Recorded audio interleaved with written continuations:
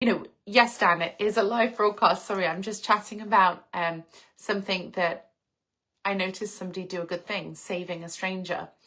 But I think it's the mentality that you don't want to add fuel to the fire. Nobody wanted to tell this Romanian man to be quiet because that would be seen as a kind of aggressive thing, to say, hey, can you stop shouting in public? Can you not threaten a stranger? Can you not do this? Because I think ultimately people just wanted to go home. They didn't want the drama. They didn't want to get involved. But then when he took that to a child, which is so bizarre, anybody to cause conflict is ridiculous, but let alone somebody that you should never even pick on. They always say pick on someone your own size. The guy was much bigger than the Filipino guy as it was. Maybe he had a bad day. Maybe he was just letting off stress and steam.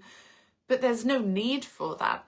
And the consensus of everyone else was just don't get involved.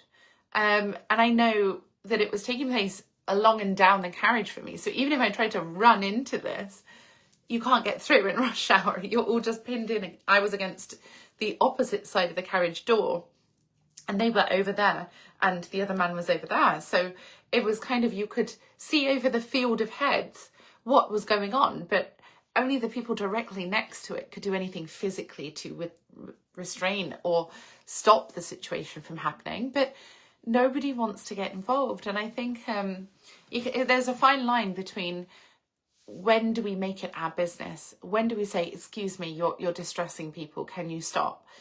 Without that person then coming after you.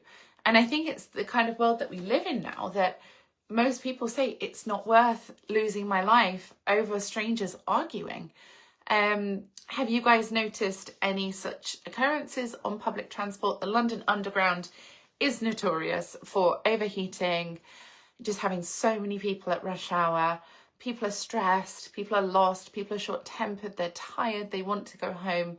And it can be a very agitating kind of pressure cooker for people. And then I think you put into the mix of that masculinity or culture and you're just waiting for chaos. Dan says, I sent a message to you last night and got an automatic reply stating your account had been hacked. I thought I'd let you know. Thank you, Dan. Yes. So I have set up an automated response to my inbox to say, please, if you're having conversations on my inbox, it's not me and do not reply to it. My account is no longer hacked. It was hacked in the summer and the hackers were men using my account who had gone in to have direct conversations via my my DMs on Facebook. So that automated message, regardless of who writes what to me, will always go out saying,